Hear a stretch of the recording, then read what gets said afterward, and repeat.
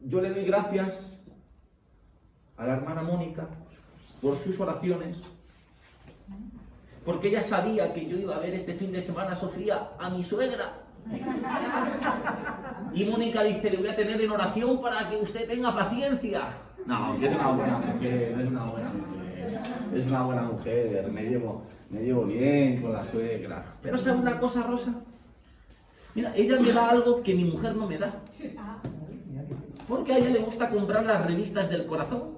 Y yo solamente puedo leer las revistas del corazón cuando voy a su casa. Y en pocas horas me leí 3 revistas, Sofía, de principio hasta final. Ya me sé todos los chanchullos y todos los líos de los famosos españoles. Pregunten. Rebeca, tú pregunta, que yo te digo. Pero hubo una cosa, ay, que me dio un poco de pena. Mira, y viene un poco a cuento de esto que hemos estado conversando antes, ¿no? Bueno, de lo que le he dicho yo, Sara.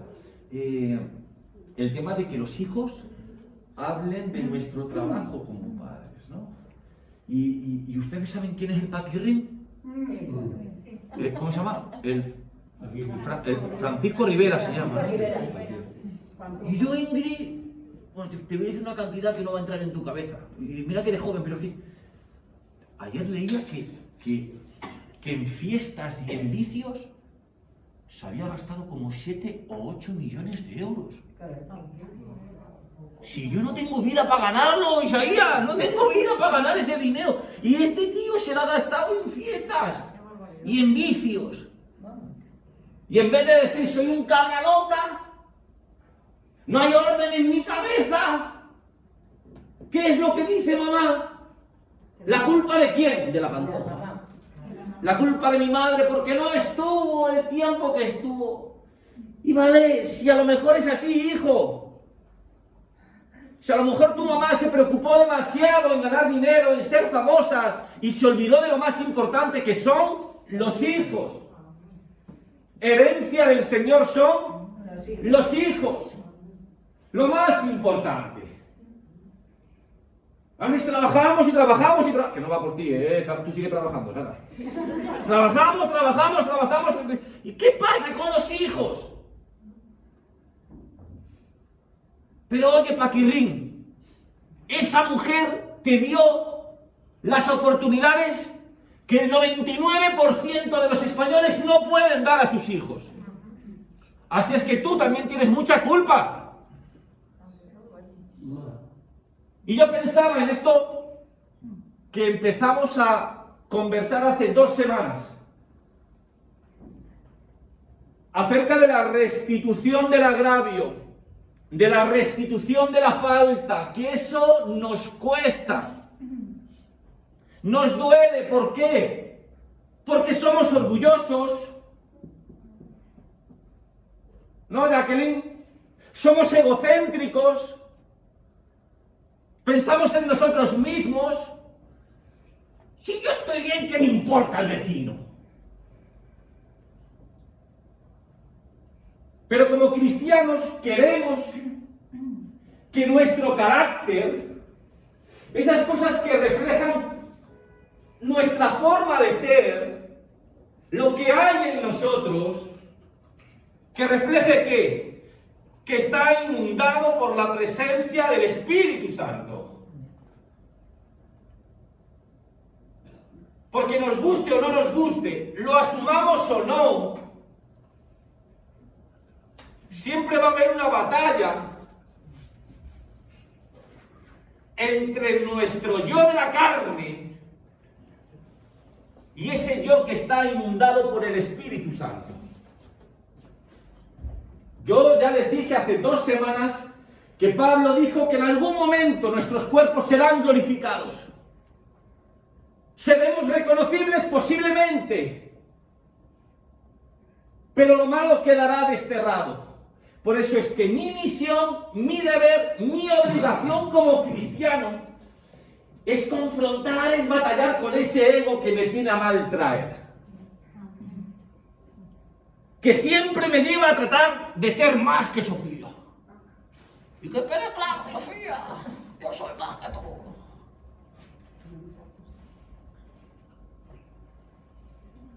Por eso dijimos que la conversación, la comunicación es fundamental. Hoy no lo tenía preparado, pero me acabo de acordar, Ingrid, una vez. ¿Tú también tienes redes sociales? ¿Tienes Facebook? ¿Y por qué no me estás siguiendo?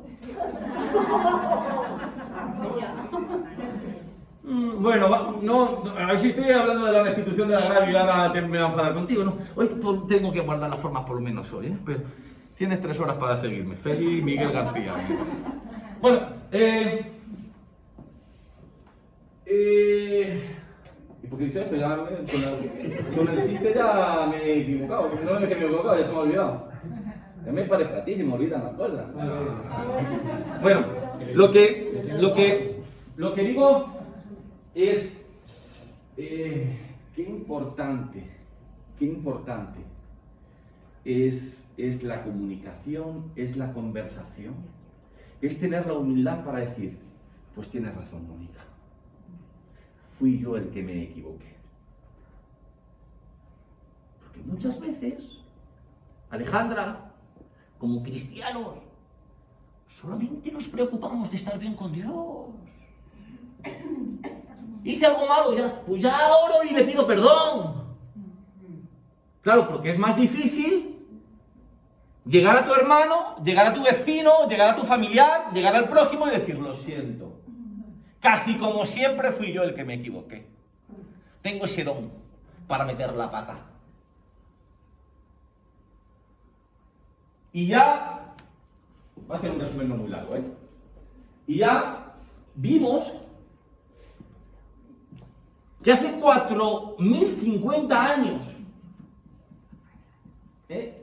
unos 2050 años antes de Cristo, ya esas primeras comunidades que utilizaban la escritura, aunque de manera cuneiforme, ya tenían cierta sensibilidad jurídica acerca de la necesidad de restituir la falta. Si hacías algo mal, tenías que pagar por ello. Tenías que corregirlo. ¿Bien? Bueno, hablamos de muchas cosas que no sé si se las mencionaré después. Pero vamos... Aquí lo dejamos. Vamos con lo de hoy. El capítulo 13 de Romanos es un poquito conflictivo. No todo el mundo lo entiende igual. Y yo quiero darles algo de luz. En el capítulo 13, Pablo está hablando de un poder civil, de las autoridades civiles. En su máxima expresión, en aquel momento, el emperador. ¿Y usted cree que el emperador era muy amigo de los cristianos en aquel tiempo? Pues fíjese lo que dice el apóstol Pablo. Cuando la iglesia leyó esto, que Pablo dice cosas extrañas, A ver si nos ha enterado de que nos trae aquí de cabeza. Pues Pablo dice, porque es servidor de Dios para tu bien. Pero si haces lo malo, teme, porque no en vano lleva la espada, pues es servidor de Dios, vengador para castigar al que hace lo malo, o el mal, en la versión La Palabra de nuestra hermana Araceli. ¿Bien? O sea, ¿cómo es esto, Feli? Porque Pablo viene a decir algo contrario, tal vez, a lo que tú has explicado. No. Fíjense que Pablo está hablando de una autoridad, de un poder civil, secular, pagano. No conoce la gracia de Dios, pero aún así Pablo dice que Dios también lo usa. De una forma muy precaria, de una forma muy primitiva, pero Dios también lo usa. Hiciste mal, lo pagas. Hiciste bien, continúas hacia adelante. Pero fíjense que justamente cuando habla a la comunidad, habla de una forma totalmente distinta. Oye, como cristianos, ¿cómo tenemos que responder ante la falta, ante el agravio, Pablo? ¿Y él qué va a decir? Son palabras totalmente distintas. Dice, no paguéis a nadie mal por mal, dice el versículo 17. Saltamos al 20. Así que, si tu enemigo tuviere hambre, dale de comer. Si tuviere sed, dale de beber. Pues haciendo esto, ascuas de fuego amontonarás sobre su cabeza. Fíjense, Pablo está hablando a dos tipos de comunidades distintas. ¿No conoces a Dios? Ya habla de una justicia retributiva. Ya habla de una justicia punitiva. ¿Pero conoces a Dios? ¿Estás dentro de la comunidad? A ti ya no te vale el ojo por ojo y diente por diente o el mano por mano. La gracia de Dios es lo que debe de prevalecer en cada una de tus relaciones, en cada uno de tus comportamientos. Y fíjense que aquí lo he remarcado, dice que ascuas de fuego amontonarás sobre sus cabezas. A ver, esto a mí muy moderno no me suena, Rosa, pero era un dicho en el tiempo de Pablo. Ellos sí lo entendían, ¿sabes, Sofía? ¿Y qué quiere decir ascuas de fuego amontonarás sobre su cabeza?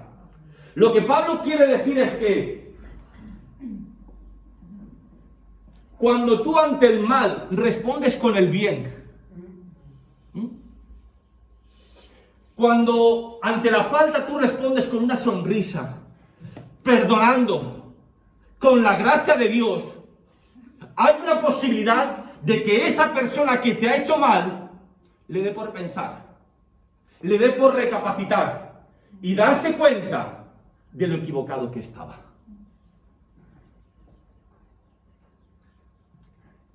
Como ese soldado norteamericano que yo les hablé hace 2 semanas. ¿Recuerdan la historia? Vietnam, agente naranja, miles y miles de personas muertas, incluso a día de hoy siguen naciendo con malformaciones, y esas personas, 20, 30, 40 años después, no se conforman con un Señor, perdóname por lo que hice porque era un inconsciente con 18 años. No se conforman con decir, Señor, perdóname porque ahora en tu luz veo la luz. Que lo cantamos, ¿a que sí, Rebeca? En tu luz, sí, no. Voy allí y trato de restaurar lo que hice mal. Y como esa mujer que sufrió los abusos por parte de los soldados norteamericanos, les recibe con una sonrisa, les estrecha las manos, y el hombre no paraba de llorar y llorar y llorar porque él es consciente de todo lo que ha hecho. ¿Y qué dice? Nosotros hace muchos años ya les perdonamos, ahora son ustedes los que necesitan perdonarse a sí mismos. Y el hombre dice, yo esperaba encontrar rencor, odio, y sin embargo lo que encontré fue amor. Muchos de ellos decidieron quedarse allí y seguir sirviendo allí. Miren, recapitulemos lo que hemos aprendido hasta hoy, antes de una última historia que es en la que más tiempo vamos a invertir. Número 1, ¿qué hemos aprendido? Que si hemos dañado a otro, en lo que dependa de nosotros, buscar la restauración de la relación.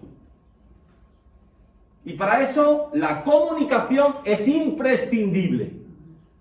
La valentía también, de atrevernos a dar ese primer paso, de vencer nuestro propio orgullo.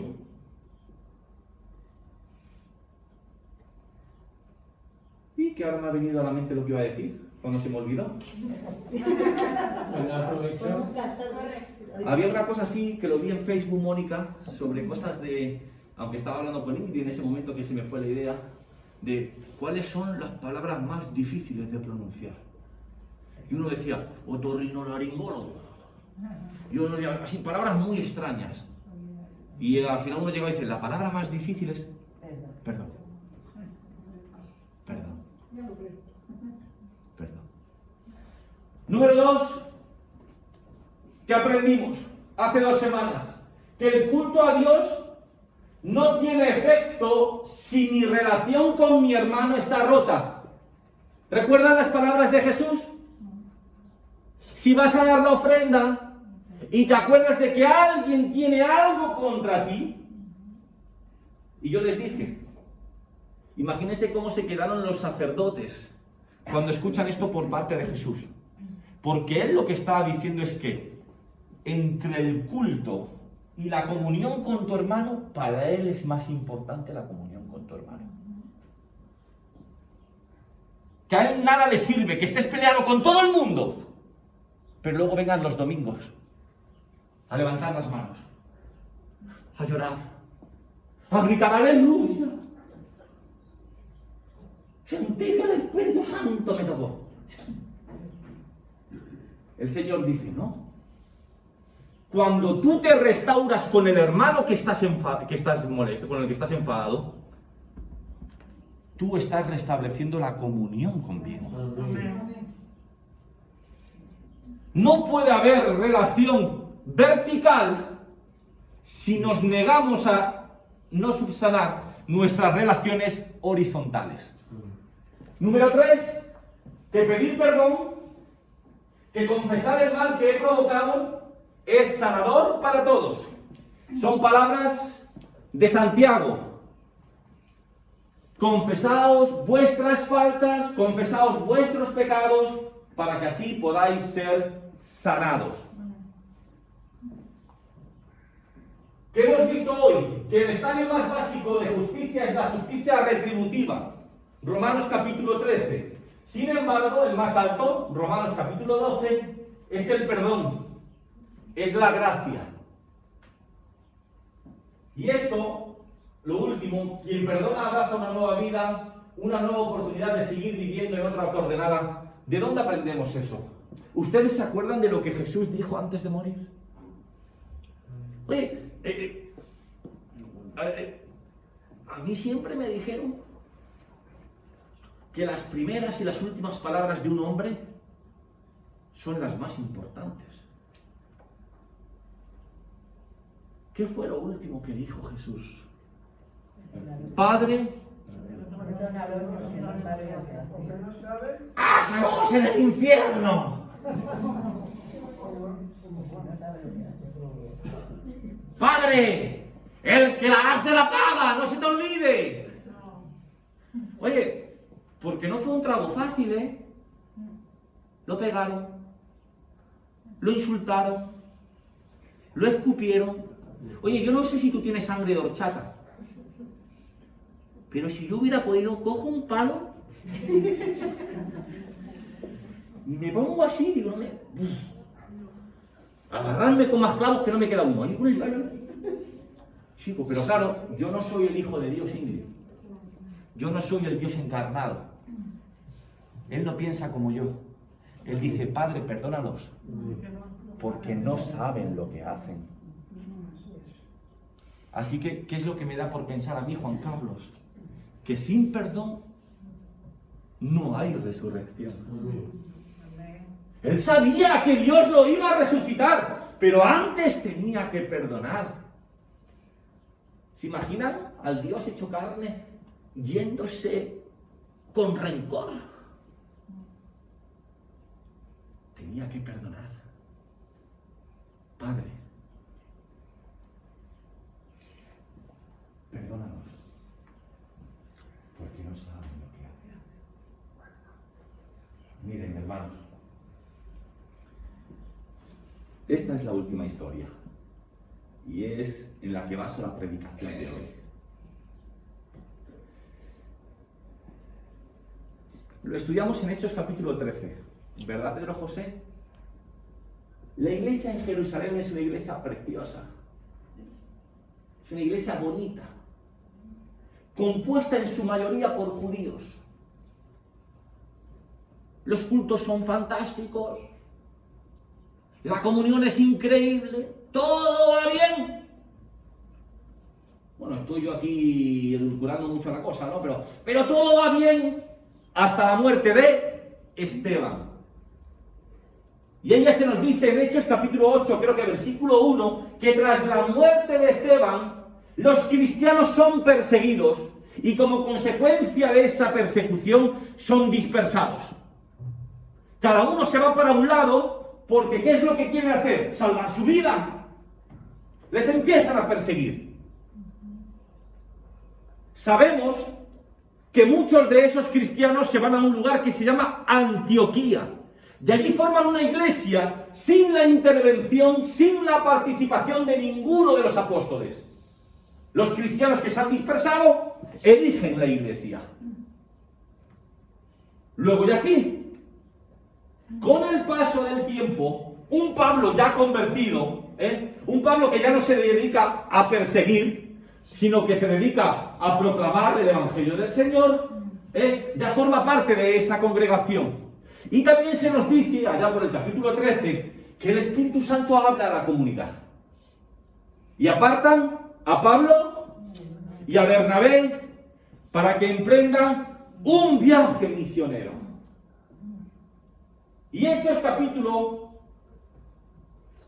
13 también nos dice que se llevan a un ayudante. ¿Cómo se llamaba ese ayudante? Juanito para los amigos, exactamente, Juan Marcos. Va cogiendo chispa con el paso de los años, ¿verdad? Yo tenía fe en que no te quedaras así sellete para toda la vida. Bien, estoy orgulloso de ti. Ah, no, sí, es mi padre, vale. Bien. Ese trabajo lo tengo ahora con mi hijo, para que también algún día eche las risas, ¿sabes? Bernabé y Pablo se llevan a Juan Marcos. Y no sabemos muy bien por qué, Isaías. No sabemos muy bien por qué. Podemos empezar a divagar. Echaba de menos a mamá. La comida caliente que le ponía todos los días. Echaba de menos dormir sobre un colchón de plumas. No lo sabemos. Al menos por el libro de Hechos. Pero sí sabemos por el capítulo 13 que llega un momento que Juan Marcos dice: aquí os quedáis. Ellos se iban a ir de Chipre a Asia Menor y dice: aquí os quedáis. Y dice Hechos capítulo 13, versículo 13: habiendo zarpado de Pafos, Pablo y sus compañeros arribaron a Perge de Panfilia, pero Juan, Ingrid, apartándose de ellos, aquí os quedáis, volvió a Jerusalén. En Jerusalén se estaba más cómodo.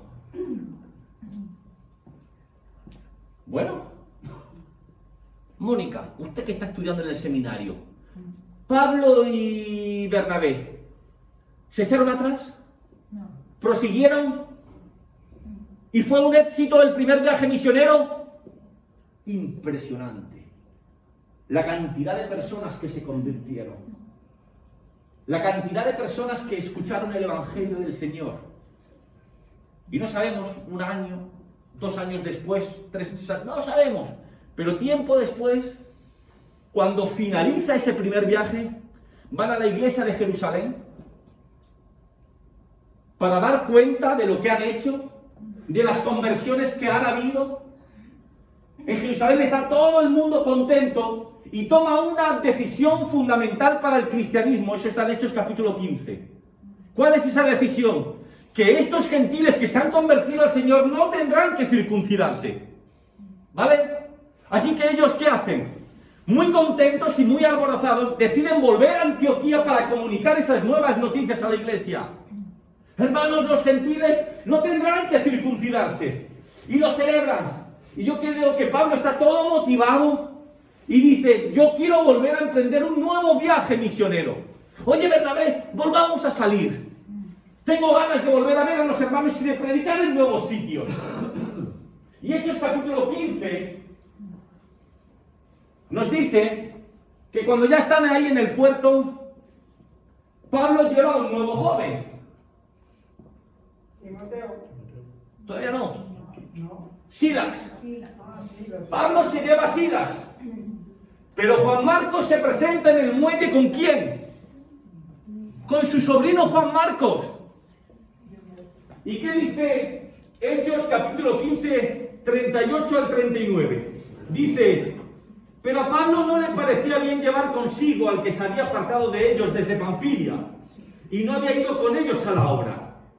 Y hubo tal desacuerdo entre ellos que se separaron el uno del otro. Bernabé, tomando a Marcos, navegó a Chipre. Mira, Isaías, ¿has visto que lo he puesto ahí en rojo o en granate? Y hubo tal desacuerdo. Y Rosa, he puesto la palabra en griego. Porque no llegaron a un acuerdo, es como, y mira, te lo digo delante de tu madre, Javi, ya no estás invitado a mi casa a cenar. Porque no se quiere convertir, quiere seguir siendo del Real Madrid. Y digo, en mi casa no entra nadie del Madrid. ¿Ve? Hay un desacuerdo. Yo soy del Barcelona, Sofía y él del Madrid. Bueno, eso es una broma, pero entonces, es cosa de comer feliz. Si hablando de la gente, se entiende la gente. No. La palabra paroxismo describe, dibuja una discusión muy fea. Muy fuerte. Se tuvieron que decir cosas. Lo que se tuvo que decir ahí. Hasta el punto de que la reconciliación no era posible. Y cada uno se fue por su lado. Sara, para que no me tengas en cuenta esta broma que le he gastado a tu hijo, dice, no, hijo, ¿de verdad este el pato te dice esto o no? No, que es una broma. ¿Sabes una cosa? Sara? ¿Sabes una cosa? Que yo leía el texto y decía, ¿pero cómo Pablo es así? ¿Por qué no pudo perdonarle? ¿Por qué es tan rencoroso? Tanto apóstol, ¿por qué este? O sea, era un joven. Los jóvenes cometen... Perdón. Los jóvenes cometemos errores. Los ancianos ya no. Pero los jóvenes sí, Ingrid. Tú me ves joven, no mucho, ¿verdad? Bueno, no pasa, no digas nada. Tú no te olvides de lo de Félix Miguel García. Los jóvenes cometemos errores. Cometemos errores. Oye, ¿qué ejemplo es este Pablo? ¿Por qué? ¿Por qué no? Y claro, yo creo, Mónica, que Pablo leyó el libro de Hechos y dijo, lo que estos no saben es que yo voy a explicar mi versión de los hechos. Y ahí yo aprendí. Porque uno siempre tiene que escuchar, Rebeca, las dos versiones de la historia. Porque si siempre escuchas a Caperucita, el lobo siempre será el malo. Pero anda, que si te pones a escuchar al lobo, lo mismo te dicen que haces Caperucita a esas horas de la noche por la calle, lo mismo estaba traficando con drogas, yo qué sé, ¿no? Pero hay que escuchar las dos versiones de la misma historia. Así es que, la historia es igual. Emprenden el primer viaje misionero, van a la iglesia de Jerusalén a dar cuenta, van hasta Antioquía para comunicar la decisión que han tomado, pero ahora cuenta y da su versión Pablo, y lo hace en el libro de Gálatas. Está en el mismo momento, y dice, Gálatas capítulo 2, versículos 11 al 13. Fíjense, Gálatas capítulo 2, versículos 11 al 13. Mira, papá, pero cuando Pedro vino a Antioquía, ¿dónde hemos dejado a Pablo? En Antioquía informando, no hay que circuncidarse. Pero cuando Pedro vino a Antioquía, le resistí cara a cara porque era de condenado. Este Pablo tenía carácter, Se enfrenta con Bernabé, se enfrenta con Pedro, no deja títere con cabeza. Versículo 12. Pues antes que viniesen algunos de parte de Jacobo, el pastor de la iglesia de Jerusalén, Santiago para los amigos, como Araceli, comía con los gentiles. O sea, era del Señor, el ágape. pero después que vinieron se retraía y se apartaba, porque tenía miedo de los de la circuncisión. Hay un grupo de fundamentalistas. Y versículo 13, importante, prestamos atención. Y en su simulación participaban también los otros judíos, de tal manera que aún Bernabé, no era tan santo Bernabé, también metía la pata, aún Bernabé fue también arrastrado por la hipocresía de ellos. Es decir, no quiero decirlo 100%, pero tal vez Marcos no era todo el problema en la discusión.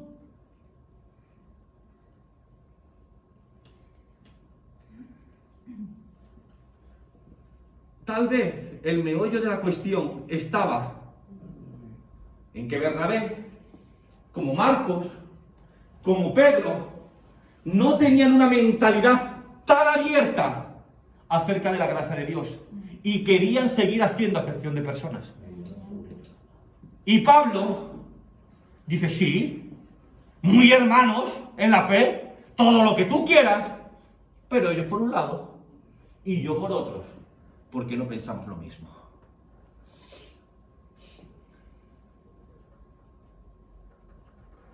Juan Carlos, tú tienes que decir no ahora, ¿vale? Tú ahora dices no. ¿La cosa terminó así, Juan Carlos?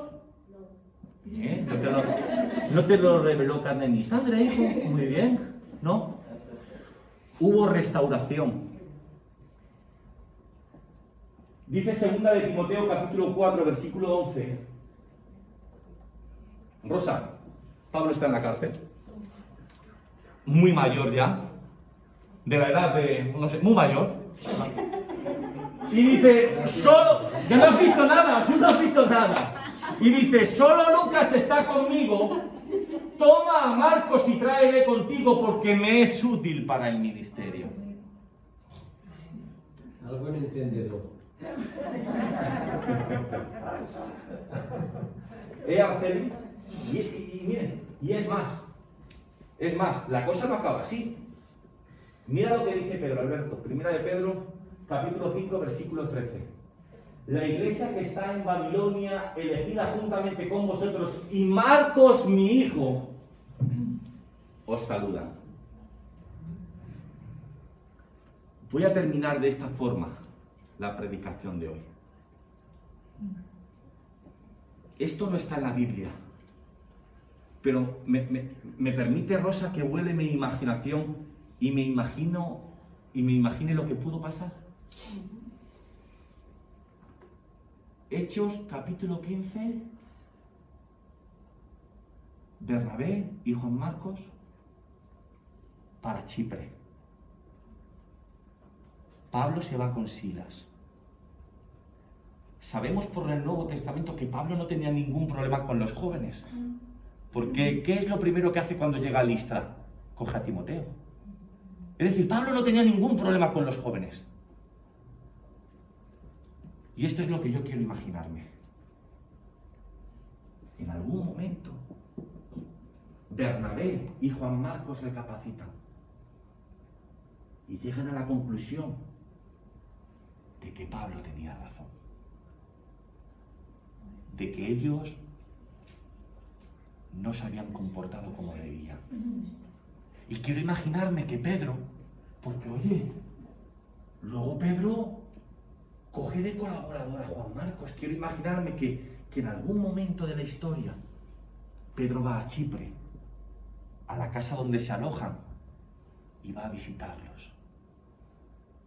Y en medio de la cena, Pedro le pregunta a Bernabé, oye, ¿y qué es de tu sobrino? ¿Qué es de Juan Marcos? Oh, y Pedro ya no es lo que era. Ya no quiere seguir siendo misionero. Y quiero imaginarme a Pedro diciéndole a Bernabé, ¿tú me permitirías que hablara con él? Claro que sí. Y quiero imaginarme a Pedro entrando en la habitación, viendo a un Juan Marcos derrumbado y preguntándole, pero chiquillo, ¿qué te pasa? Bueno, Pedro, me imagino que tú ya sabes la historia. Le fallé a mi tío y le fallé a Pablo. He llegado a la conclusión de que ya no tendré una nueva oportunidad. Fracasé. Tenía la mejor de las intenciones, pero no di lo que tenía que tener. Le he traicionado a Dios. Y quiero imaginarme que Pedro le mira a Juan Marcos y dices, oh, ¿sientes que has traicionado a Dios? Pues creo que soy la persona que mejor puede entenderte. No sé si tú sabes la historia, pero alguna vez tu madre te ha contado que en la última cena del Señor hubo uno que se levantó y dijo, aunque todos te dejen, yo contigo seguiré. Oh, sí, sí, sí. ¿Y quién fue el tonto que dijo eso? Fui yo. ¿Fuiste tú? Sí.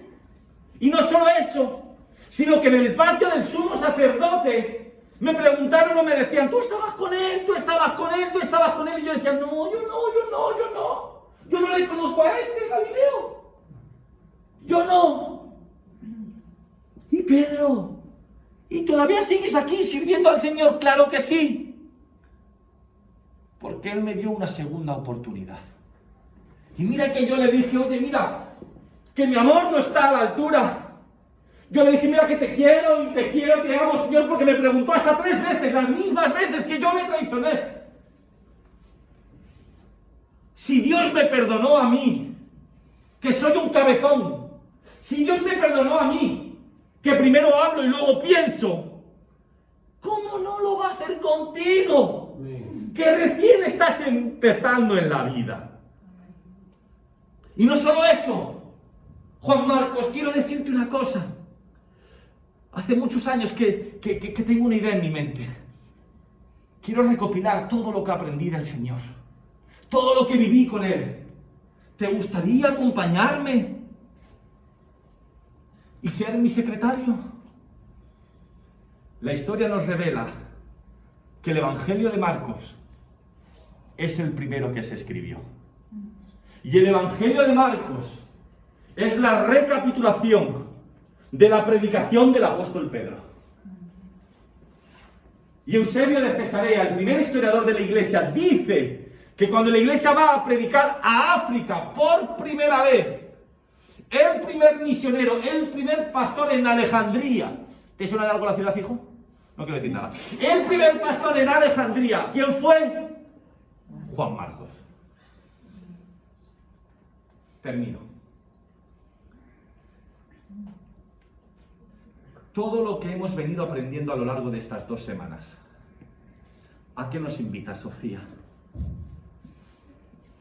El libro de Hebreos nos dice que todos nosotros somos sacerdotes. Y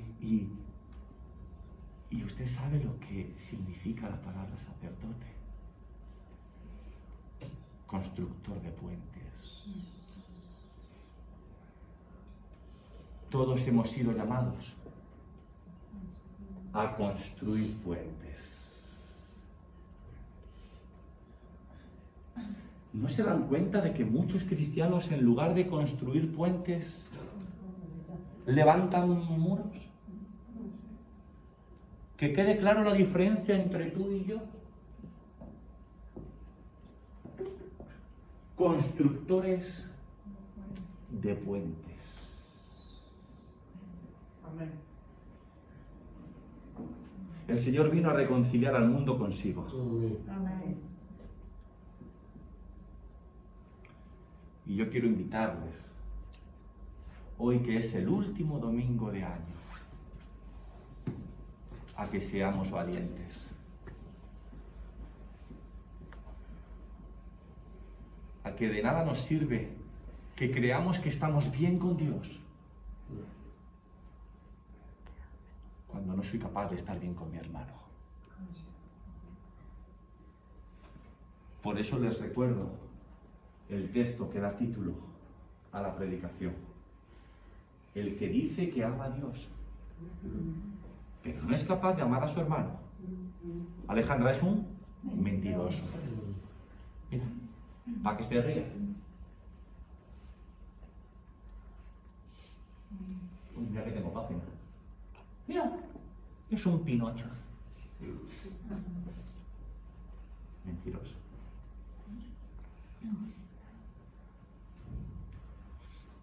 El cristianismo, al menos tal y como yo lo entiendo, es mucho más que venir al culto. Es mucho más que ofrendar. Es mucho más que levantar manos. El cristianismo implica vivir por los demás. Y eso es contracultural, porque en la sociedad que nos ha tocado vivir, se nos enseña a que cada uno tenemos que mirar por nosotros mismos. Y el mensaje de hoy, Ingrid, es que Dios dice que cuando tú piensas en el prójimo, le estás adorando a Dios. Amén.